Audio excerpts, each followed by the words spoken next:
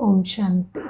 प्यारे बाबा, हम बच्चों को दुख और सुख की समझ दे रहे हैं, है ना। और बाबा हमें सबसे पहले कहते हैं कि मनसा वाचा कर्मणा, किसी को भी दुख नहीं देना। क्यों? क्योंकि तुम सुख के सागर की संतान हो और दुख हरता सुख करता की संतान हो। तो तुम ही दुख दोगे तो अच्छा नहीं लगेगा। अब मैं आपको एक दुख देने के बारे में बात सुनाती हूँ। तो एक भाई ने मुझे सुनाया कि उन्हों को कोई बात पसंद नहीं आई, है ना। कुछ हुआ और उनको पसंद नहीं आई बात, बहुत गुस्सा आया अंदर। तो उन्होंने दुख नहीं दिया, कुछ बोला नहीं, ठीक है। फिर रात को सो रहे थे तो सपने में बड़बड़ा रहे थे, है ना। और सामने वाले को भला बुरा सपने में कह रहे थे, है ना। तो वो भी बगल में ही थे, तो उन्होंने सुन लिया। तो सुबह खूब झगड़ा हुआ कि आप मुझे रात को ऐसे ऐसे ऐसे ऐसे सपने में कह रहे थे। तो उन्होंने मुझे पूछा कि मैंने तो दुख दिया नहीं, है ना, फिर भी अल्टीमेटली तो झगड़ा ही हुआ। तो जो बाबा कहते हैं कि दुख दो मत, तो ऐसा कैसे करें, है ना। जब कोई बात अच्छी नहीं लगती है तो नहीं लगती है भाई, गुस्सा आया तो आया, अब उसमें क्या करें, है ना। पैसिव एंगर कैसे रोके। तो फिर मैंने उनको कहा कि अगर तो दुख लेंगे तो दुख देंगे भी, है ना। अगर हम दुख लेंगे तो दुख देंगे भी। ऐसा नहीं हो सकता कि दुख लें पर दुख दें नहीं। तो जब भी कोई बात होती है तो पहले तो मनसा वाचा कर्मणा दुख लेना, है ना। क्योंकि अगर हम दुख ले रहे हैं तो दुख ही देंगे, उसके अलावा तो कोई ऑप्शन नहीं है। नहीं तो जो लिया है वो जाएगा कहाँ, कोई आउटलेट तो है नहीं। तो दुख जब अंदर होगा तो वो कर्मों में तो आएगा।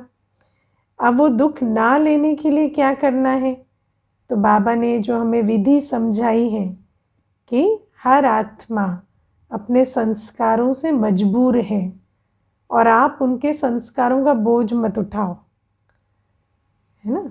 वो अपने संस्कारों से, है ना, इंग्लिश में हम लोग कहते हैं it is not about you, it is about them. कोई भी आत्मा जो भी कुछ कर रही है उसका संबंध आपसे नहीं है, उनके अपने आप से है। तो एक आत्मा अपने संस्कारों से पीड़ित है तो उसके लिए रहम की भावना रखो, है ना। उस रहम की भावना में फिर ये नहीं कि मिक्स करो कि दुखी हो गए, है ना। अगर रहम की भावना की बजाय क्रोध आ गया या दुख ले लिया, परेशान हो गए, तो फिर नेचुरल है कि मनसा वाचा कर्मणा दुख देंगे ही देंगे। तो ये जो बात है ये इसलिए सुना रही हूँ क्योंकि पहला स्टेप तो दुख लेना नहीं है। क्योंकि जब हम राइट रॉन्ग अच्छे बुरे में फंस जाते हैं कि ये बात गलत है, ये व्यवहार गलत है, इनको ऐसा नहीं करना चाहिए, तो फिर हमारे अंदर वो दुख की लहर आ जाती है। मैं आपको एक और बात सुनाती हूँ, है ना। जहाँ तो बहुत सालों पहले की बात है, 7-8 वर्ष पहले, तो मैं भी नई नई ही, है ना, बाबा का ज्ञान सुनाने लगी थी। तो उस समय पर एक कुमार आता था, बहुत प्यारा बाबा का बच्चा। तो वो 2 भाइयों के साथ कमरा शेयर करता था। वो जो जिसके साथ कमरा शेयर था ना, तो वो 2 लौकिक भाई थे। तो वो लौकिक भाई रात को लड़े और इसको खूब मारे दोनों मिलके, ठीक है। तो सुबह इसने मुझे बताया कि, और बड़े प्यार से उसने मुझे कहा, दीदी वो लोग दोनों ना मेरे साथ मारपीट कर लिए रात को। तो और उसकी शक्ल देखकर मुझे बड़ा दुख हुआ। तो मैंने भी, है ना, बहुत संकल्प चलाए वो दो के प्रति, है ना, बहुत अंदर आया कि ऐसे कैसे कर सकते, इतना प्यारा कुमार है, इसको मार दिया, ऐसे कोई करता है क्या, ये तो गलत है। फिर उनको कहा उसको बोलो बात करे मुझसे, उसको डांट लगाएंगे हम, ऐसे ऐसे करके मैं काफ़ी परेशान रही। कम से कम भी 6-8 घंटे तो ऐसा लगा कि गलत हो गया। फिर मुझे याद आया कि अरे नहीं, ये तो गलत हो रहा है। है ना, मुझे इतना जजमेंटल नहीं होना है। तो आप देखो कि अभी आप विचार करो, वो जो 6-8 घंटे हैं उसमें शांति सुख की स्थिति रहेगी क्या? नहीं। आपके अंदर चलेगा कि इन्होंने ऐसा कर दिया, वैसा कर दिया। अब जो कर दिया सो कर दिया। अब उसको कोई वापस तो ले नहीं सकता। लेकिन हम ये जो संकल्प चलाते हैं, इन संकल्पों से अपना जो सुख शांति की अवस्था है वो खिन्न हो जाती है ना। तो इसीलिए ज्ञान स्वरूप बनना है, साक्षी भाव रखना है, बेहद ड्रामा की नॉलेज में स्थित रहना है, और ये भी नहीं कि रिस्पॉन्स के समय पे समझदार नहीं बनना है। अगर कहीं पर हम किसी बात को अवॉइड कर सकते हैं, कोई शिक्षा दे सकते हैं तो दें, है ना। अगर मुझे लगता है कि किसी का व्यवहार ठीक नहीं है तो आगे के लिए हम उस व्यवहार को परिवर्तन करने के लिए कुछ कर सकते हैं तो करें। लेकिन पीछे की बात को, है ना, भूल जाने में ही भलाई है। या वर्तमान में जो कुछ हो रहा है उसको साक्षी होकर देखने में ही भलाई है। क्योंकि अगर साक्षी होकर नहीं देखेंगे, दुख लेंगे, संकल्प चलाएंगे, तो वो दुख हमारी दिल को दुखी करेगा, और फिर हम भी अपनी अवस्था को भी बिगाड़ेंगे और अन्यों के लिए भी संकल्प चलाएंगे। तो इन बातों को हमें बहुत ध्यान रखना है, कभी जजमेंटल नहीं होना इन बातों में। क्योंकि बाबा ने हमें बताया है कि कर्मों की बहुत गुह्य गति है। क्या क्यों हो रहा है, क्या हिसाब किताब है आत्मा के, हमें नहीं मालूम, है ना। किस प्रकार के हिसाब किताब आत्मा ने 63 जन्म बनाए हैं हमें नहीं मालूम। हमारे अपने हिसाब किताब भी हमें नहीं मालूम। इसीलिए हमें अब भविष्य के लिए पुरुषार्थ करना है, और वर्तमान जो हमारे पास्ट कर्मों से बना है उसको हमें साक्षी होकर देखना होता है ना।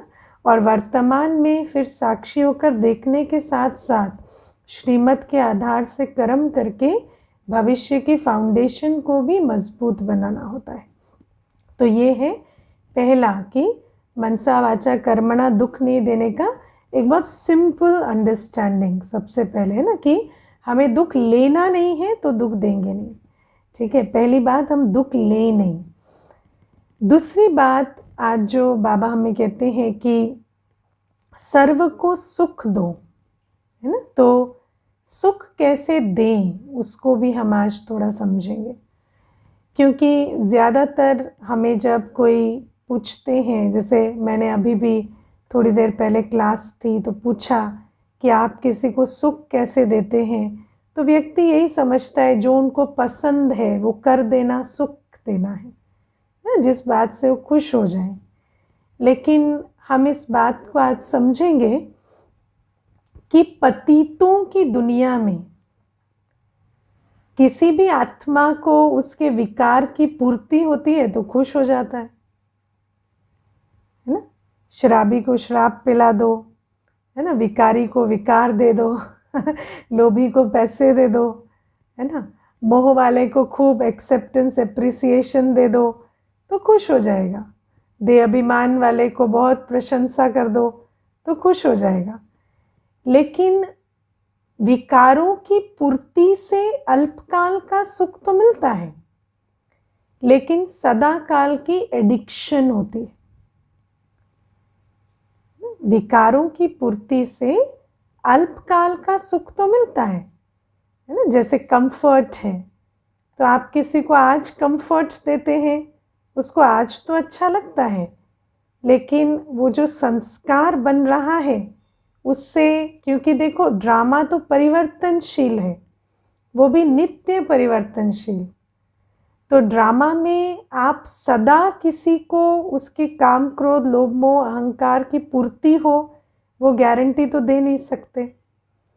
और जिसके विकारों की पूर्ति होती चली आई है, अगर कल उसके विकारों की पूर्ति ना हो तो वो तो तड़प उठता है, होता है कि नहीं, है ना। आज अगर किसी को बहुत मोह की पूर्ति हो रही है, सारे दिन उसको बहुत लाड प्यार मिल रहा है, जिसको उठो कहो उठ रहे हैं, जिसको बैठो कहो बैठ रहे हैं, तो कल क्या होता है, वो उठो कहते हैं कोई नहीं उठता है तो, है ना, वही जीवन में बहुत बड़ी मुसीबत हो जाती है। हाँ, मैं आपको एक इसमें बात बताती हूँ। एक कन्या है, उसको उसकी माँ लेकर आई थी, तो बहुत अच्छी पढ़ी लिखी कन्या, विदेशों में पढ़ी है और क्वालिफाइड, टैलेंटेड हर प्रकार से, लेकिन कहीं पर भी जॉब में सेटल नहीं हो पाती थी, है ना। और माँ बेटी दोनों बैठे थे, तो मैंने बेटी को कहा अच्छा चलो कुछ आपके बारे में जानते हैं, तो आप है ना मुझे अपने जीवन की 3 बातें बताओ जो आपके जीवन में बहुत अच्छी हुई। तो माँ कहती है मैं बताती हूँ, है ना। तो मैंने माँ को कहा मुझे पता चल गया प्रॉब्लम कहाँ है। जब आप उसको बोलने ही नहीं देते हो तो उसको आप क्या काम करने देते होंगे, क्या जिम्मेवारी उठाने देते होंगे। अब जब वो कभी कुछ करती ही नहीं है तो उसको जहाँ भी वो अकेली रहती है और उसको कुछ करना पड़ता है तो बड़ी मुश्किल हो जाती है ना, और फिर वो अनकंफर्टेबल हो जाती है। तो आजकल क्या है, माता पिता भी, चाहे वो बेटे होते हैं बेटियां होती हैं, दोनों को लाड प्यार के नाम पर बिल्कुल अपाहिज बना देते हैं, है ना। अच्छा नहीं लगता शब्द सुनने में, लेकिन बात ऐसी ही है।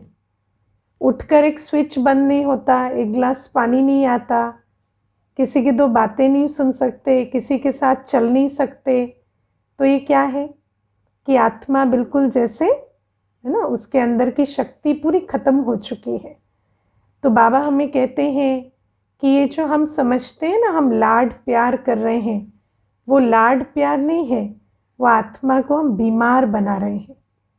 तो उनको हम सुख नहीं दे रहे, उनको हम सदा दुखी भव का आशीर्वाद दे रहे हैं, है ना। तो बाबा हमें कहते हैं इसीलिए सुख और दुख को बहुत समझ कर चलना है।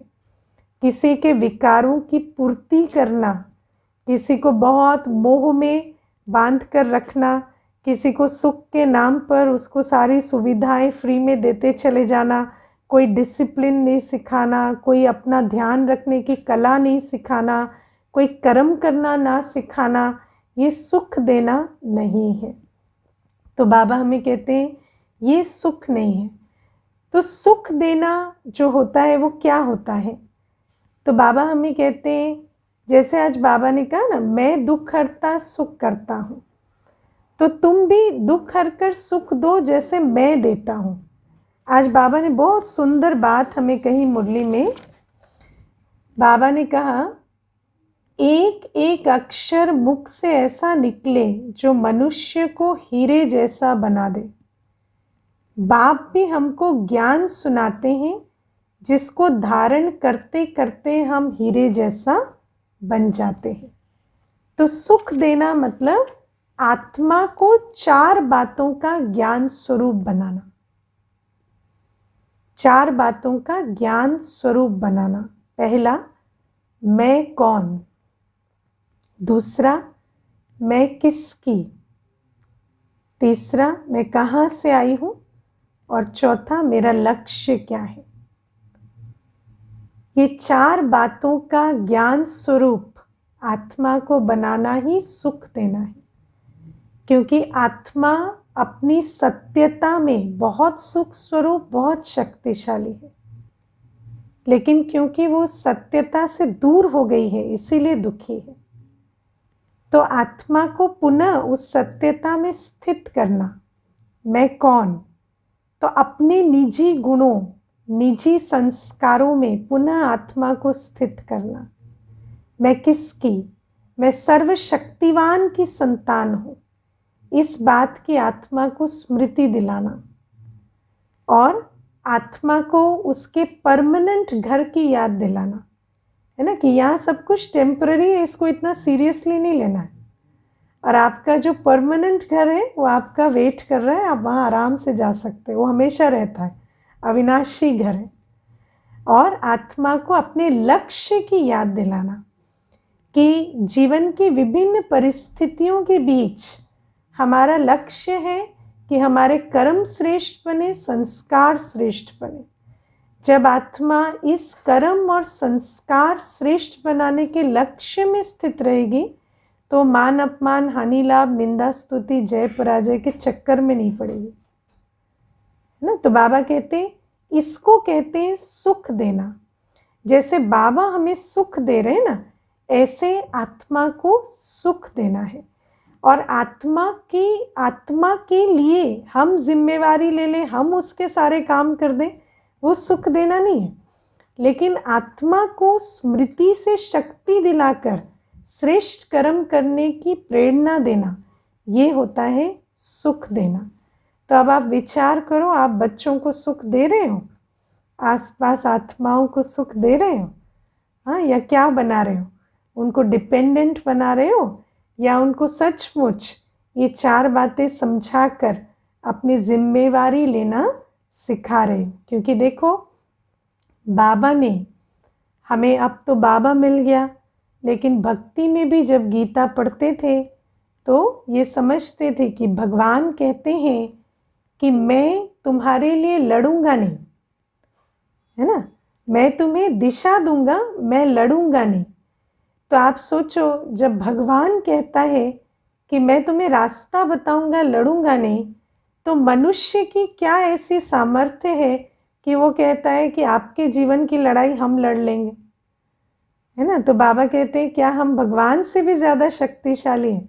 जब भगवान कहता है कि मैं तुम्हें रास्ता बताऊंगा, लड़ूंगा नहीं, तो हम कैसे कह देते हैं कि हम आपके जीवन की लड़ाई लड़ेंगे, है ना। हमें भी रास्ता बताना है। और जैसे बाबा हमें भरोसा देता है, शक्ति देता है, गुण देता है, ज्ञान देता है, ऐसे हमें भी देना है ना। मैं आपको 2 बातें बताती हूँ। एक तो मैंने आपको ये एग्जाम्पल दिया कैसे आपको किसी की लड़ाई नहीं लड़नी है ना, आपको हर एक को रास्ता बताना है, तो उस माँ की तरह नहीं बनना है जो बताया।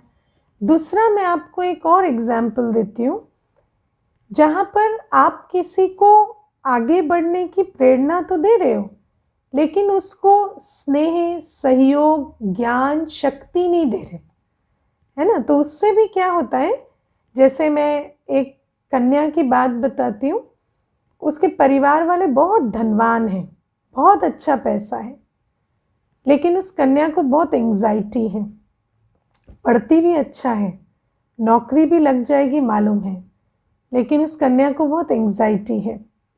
और जब मैंने उसको पूछा कि आप इतने घबराए हुए क्यों रहते हो, तो मुझे कहती है कि मुझे घबराहट होती है कि कल अगर मेरी नौकरी नहीं हुई, कल ऐसा नहीं हुआ।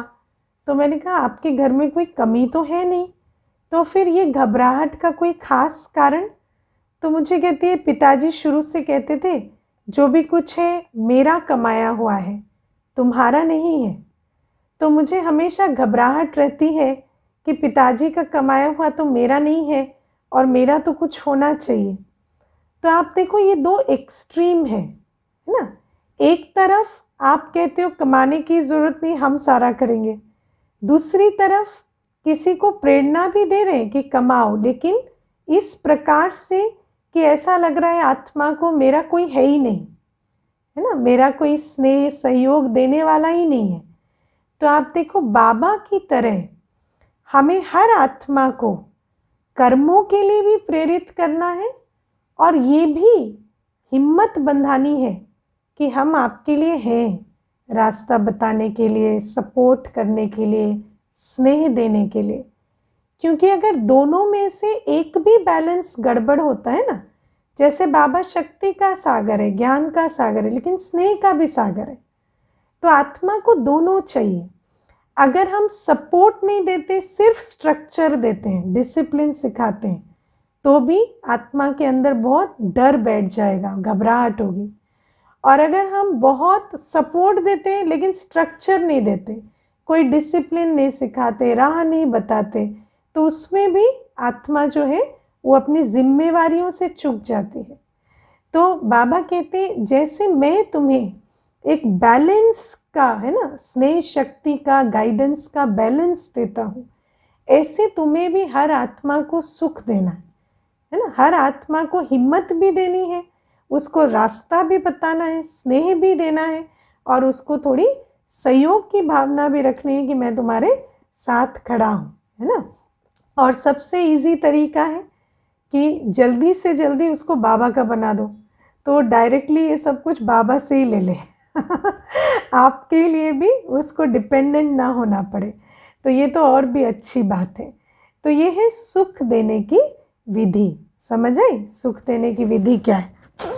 अब आज हम, बाबा ने हमें 3 बातें बताई हैं जिससे हम दुख देते हैं, है ना। कई बार हम ऐसा समझते हैं कि हम तो किसी को डांटते नहीं, किसी के लिए नेगेटिव संकल्प नहीं चलाते, किसी को कुछ कहते नहीं, या हम ऐसा कोई काम नहीं करते, तो मोटा मोटा चेक कर लेते हैं और हमें लगता है हम दुख नहीं देते।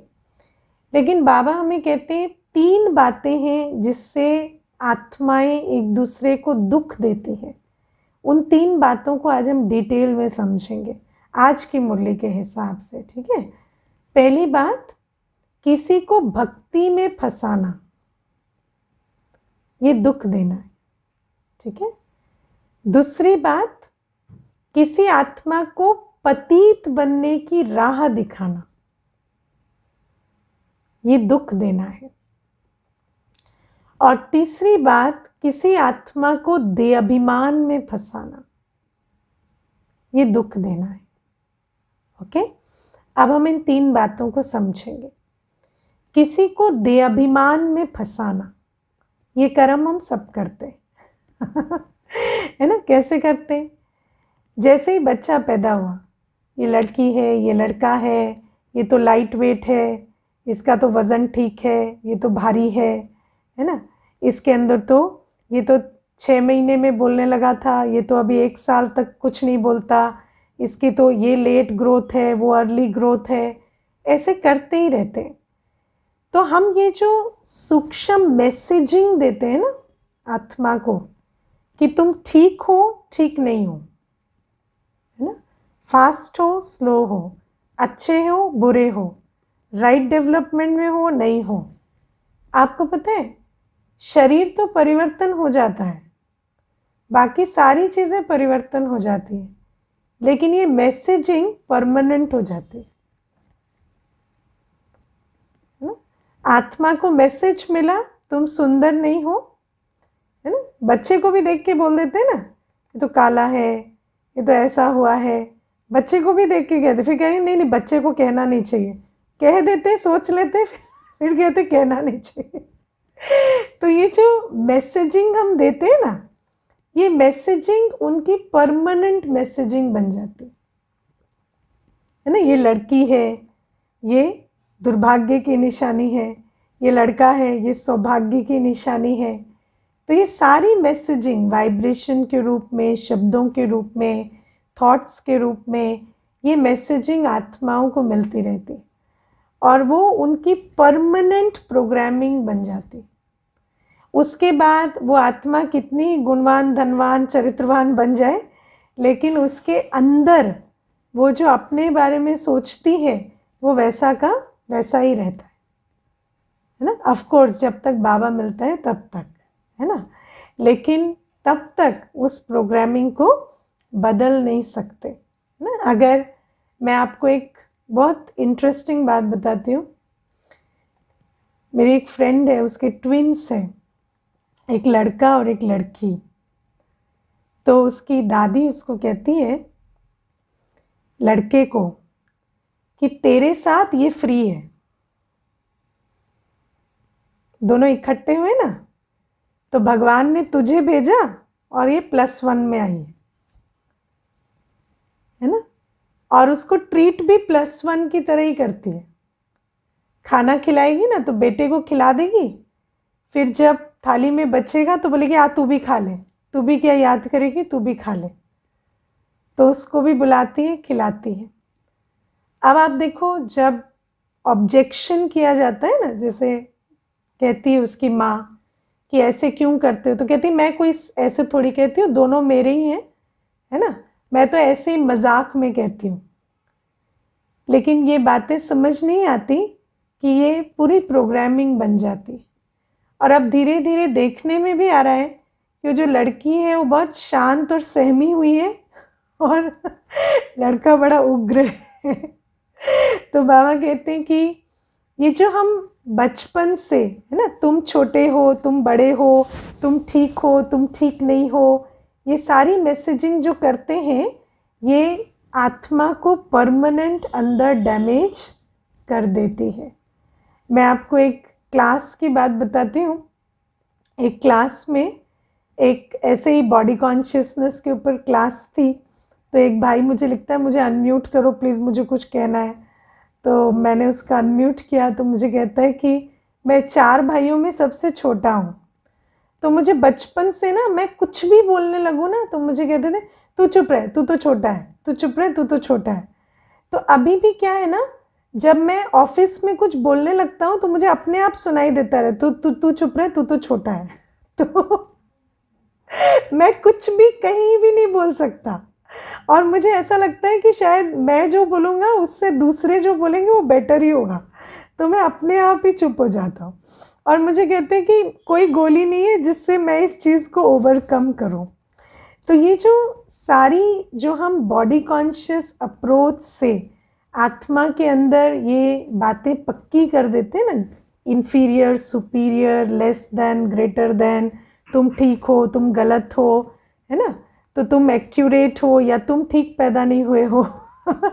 और जब बड़े भी होते रहते हैं तो यही चलता है ना, बड़े भी होंगे तो शारीरिक डेवलपमेंट देख के या उनकी पढ़ाई में परफॉर्मेंस देख के या उनके जो आसपास उनके साथ के बच्चे हैं उनकी डेवलपमेंट से इसकी डेवलपमेंट को कंपेयर करके हम बहुत सारी मैसेजिंग करते हैं, और फिर क्या होता है ये अंदर डैमेज हो जाता है।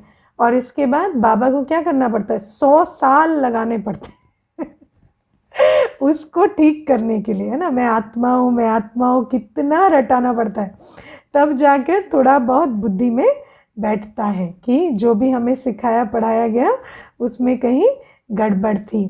आपने देखा है कि सर्कस में जो हाथी होता है ना, उसके पैरों में बहुत पतली सी बेड़ी होती है, बहुत पतली, लेकिन वो हाथी उसे कभी तोड़ने की कोशिश नहीं करता। क्यों?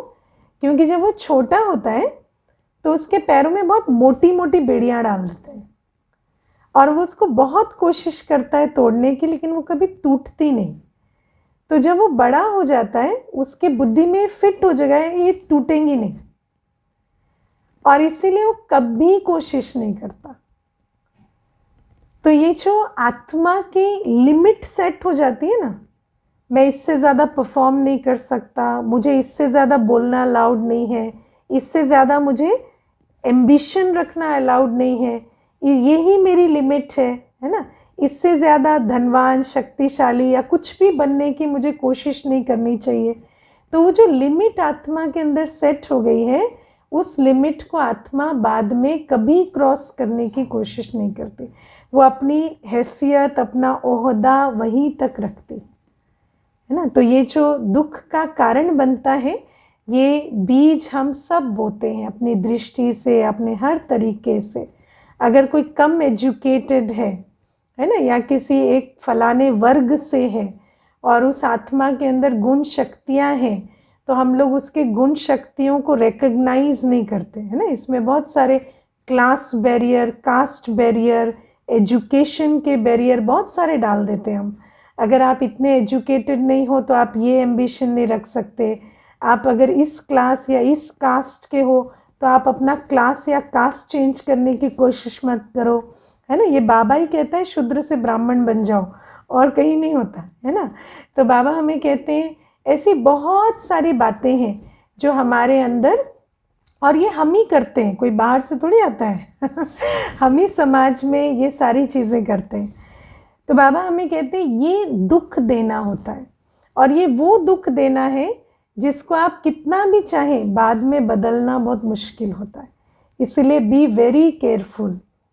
हर एक आत्मा को अपने आसपास सिर्फ आत्मिक दृष्टि और परमात्मा संतान के रूप में देखना है।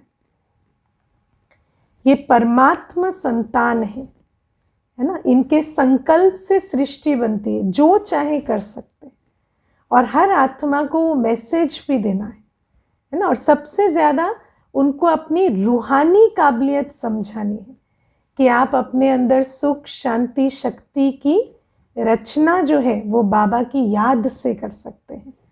तो हर आत्मा को उसकी पॉसिबिलिटीज़, उसकी कैपेसिटीज़ बताना, ये सुख देना है। अब दूसरी बात बाबा हमें कहते हैं किसी को पतित बनने का लक्ष्य देना, ये दुख देना है। अब हम वैसे तो सोचेंगे हम किसी को थोड़ी बिठा के पतित बनने का लक्ष्य देते हैं, लेकिन हम सारे दिन यही करते हैं, है ना। मैं आपको एक माता की बात बताती हूँ। उस माता ने मुझे आकर कहा कि दीदी मैं आपको अपनी जीवन की कहानी क्या सुनाऊं। मैं जब शादी करके आई तो मेरे हस्बैंड ने कहा कि आप जॉब छोड़ दो, मैं कमाता अच्छा हूँ, और मैं उस समय बहुत अच्छी जॉब में थी, लेकिन मैंने वो जॉब छोड़ दी और मैं घर को समर्पित होकर जैसे एक गृहिणी रहती है मैं वैसे रहने लगी। जब मेरी 2 बच्चियाँ, एक 9 साल की, एक 5 वर्ष की थी, तो एक दिन पति घर आए और उन्होंने कहा कि अब मुझे किसी और से प्यार हो गया है, अब तुम्हारा इस घर में कोई काम नहीं है, तो तुम इन 2 बच्चियों को लेके निकल जाओ और इनका जो करना है करो, पर मैं अब इनकी जिम्मेवारी नहीं लेता हूँ, ठीक है। और वहाँ से मैंने बहुत धक्के खाए। मैं इतनी क्वालिफाइड थी, लेकिन 13 वर्ष के गैप के बाद मुझे कोई जॉब नहीं मिलती थी। मैंने रिसेप्शनिस्ट की जॉब से शुरू किया, आज मैं फिर अच्छी पोजीशन पे हूँ। मैंने बहुत मेहनत की है। अब 25 वर्ष और 21 वर्ष की हो गई हैं मेरी बेटियाँ, तो जीवन ऐसी रही। तो फिर मैंने कहा ठीक है, फिर बाबा का थोड़ा ज्ञान सुनाया। उसके बाद थोड़ी देर के बाद कहती है अब दीदी बस एक ही तमन्ना है, अब इनकी शादी अच्छे घरों में हो जाए, इनको अच्छे पति मिल जाए, है ना। तो मैंने उनको कहा मतलब आप सीखते कुछ भी नहीं हो, नहीं सब कुछ हो गया है ना, इतना देख लिया, समझ लिया, लेकिन फिर भी सिखाना क्या है, यही कि मनुष्य का लक्ष्य क्या है, एक व्यक्ति ढूंढो, उससे शादी करो, बच्चे पैदा करो, यही लक्ष्य है। तो बाबा हमें कहते हैं ये जो लक्ष्य है ना, ये हम बचपन से शुरू कर देते हैं। हर आत्मा का उद्देश्य क्या है, पतित बनना और पतित पने की राह पर चलना।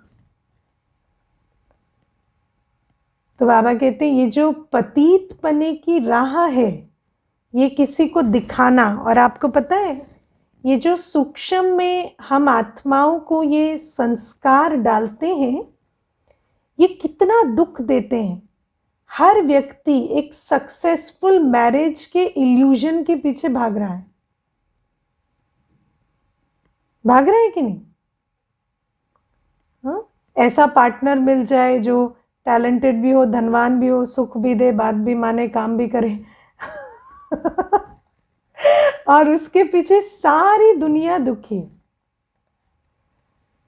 तो बाबा हमें कहते हैं ये जो व्यक्ति की खोज में आत्मा को लगा देते हैं, विकारों की पूर्ति, मोह मिले, विकार मिले, ऐसा मिले, ऐसा मिले, ऐसा मिले। तो बाबा कहते किसी को भी इस राह में भटकाना, ये क्या है, बहुत बड़ा पाप है। दुख देने का रास्ता बताना है, क्योंकि हर व्यक्ति अपने बिलीफ सिस्टम से ही दुखी है। और ये बिलीफ सिस्टम हम ड्रिल कर देते हैं हर एक में कि पता नहीं कुछ मैजिकली ऐसा है कि तुम अपने को ना सुख दे सकते हो, ना शांति दे सकते हो, और भगवान की तो तुम्हारे जीवन में कोई अस्तित्व ही नहीं है, है ना। उसको कहते हैं सुखदाता, उसको कहते हैं सुख का सागर। लेकिन उससे सुख नहीं मिलेगा तुम्हें, तुम्हें कोई और मिलेगा, तीसरा व्यक्ति, ना तुम ना बाबा, तीसरा कोई और मिलेगा जो तुम्हें सुख देगा। और उसके पीछे उसको भटकाते रहते हो, सारी जिंदगी उस खोज में दुखी रहता है।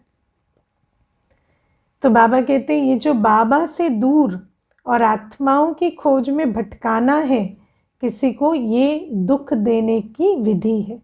देते हैं कि नहीं दुख? देते हैं ना। हाँ, हर एक को कॉन्ग्रेचुलेशंस कॉन्ग्रेचुलेशंस। किस बात की कॉन्ग्रेचुलेशंस? तो बाबा कहते हैं ये जो हम इतना सेलिब्रेट करते हैं, इतना कॉन्ग्रेचुलेट करते हैं, है ना, विकारों के मार्ग को इतना बढ़ावा देते हैं, इसको हमें बदलना है, इस कल्चर को बदलना है।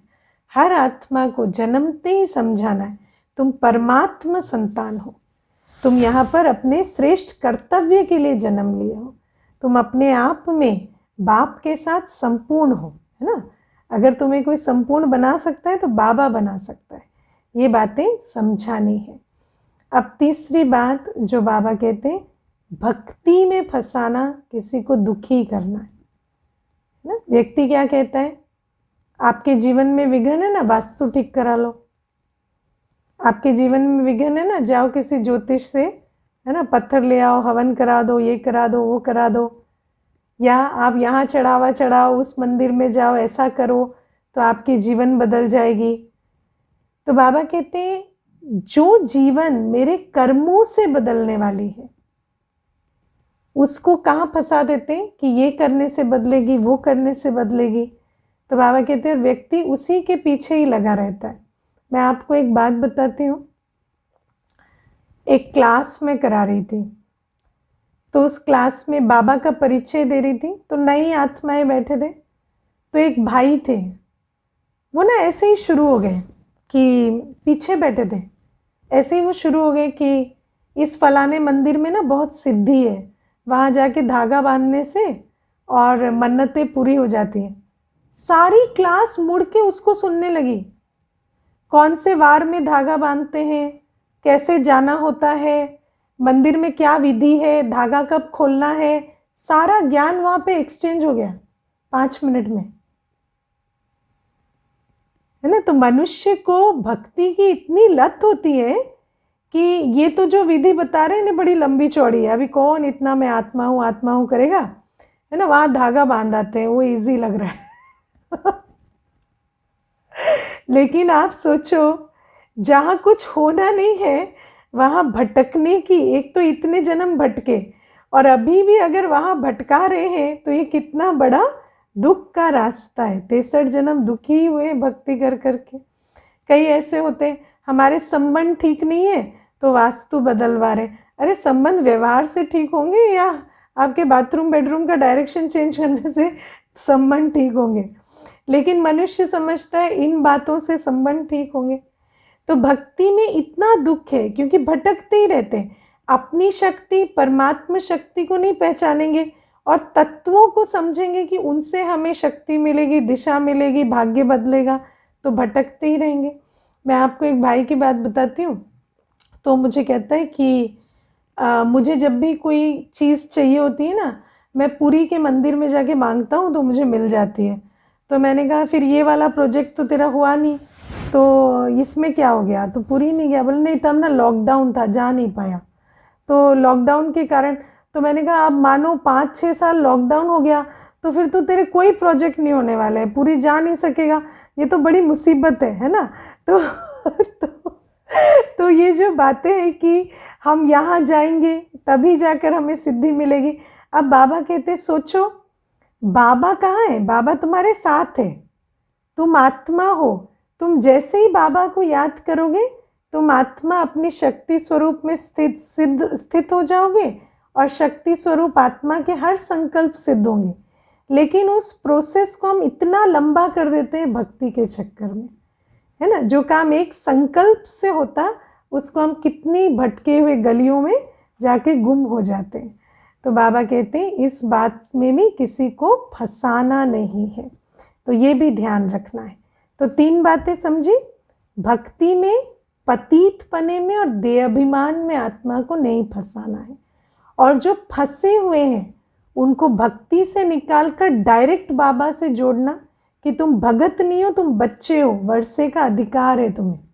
उसको पवित्रता की राह बताना कि तुम पवित्र हो, शक्तिशाली हो, संपूर्ण हो, और देह अभिमान से निकालना कि आत्मा का उसके शरीर की लिमिटेशन से कोई कनेक्शन नहीं है। ये है सुख देने की विधि। तो इन बातों को समझेंगे। और एक बात आज बाबा हमें कहते हैं कि बाबा का जो दिल तख्त है वो बहुत सेफ स्थान है ना। वहाँ माया भी और प्रकृति की हलचल भी पहुंचती नहीं। लेकिन हम उस दिल तख्त पर बैठे कैसे, आज हम वो समझेंगे। आप सभी ब्राह्मण बच्चे बैठे हो बाबा के, कभी अनुभव करते हो कि कभी कभी तो ऐसा लगता है जैसे हम बिल्कुल बाबा के दिल में हैं, और कभी कभी ऐसा लगता है पता नहीं बाबा कहाँ है ना, बहुत दूर अनुभव होता है। और अगर आप चेक करोगे तो जब आप श्रीमत के बल से, याद के बल से बाबा के नज़दीक रहते हो तो आपको भी सेफ्टी का अनुभव होता है। और जहाँ आप मर्यादाओं का उल्लंघन करते हो वहाँ दूरी का अनुभव होता है। सही बात है ना। तो यदि हमें माया और प्रकृति की हलचल से ऊपर रहना है तो हमें क्या करना होगा, श्रीमत के बल से बाबा के नज़दीक रहना होगा। ये बिल्कुल हमारे हाथ में है कि हम देह अभिमान में आकर बाबा की दिल तक से नीचे तो नहीं उतरते, है ना। कहीं हम अपनी ही आकर्षणों में, विकर्षणों में फंसकर बाबा की याद तो नहीं भूलते। और जैसे हम बाबा को भूलते हैं तो माया और प्रकृति का प्रभाव हम पर होने लगता है। और जब हम बाबा की मर्यादाओं के अंदर रहते हैं तो बाबा की छत्र छाया की सेफ्टी हम अनुभव करते हैं। ओके, ओम शांति।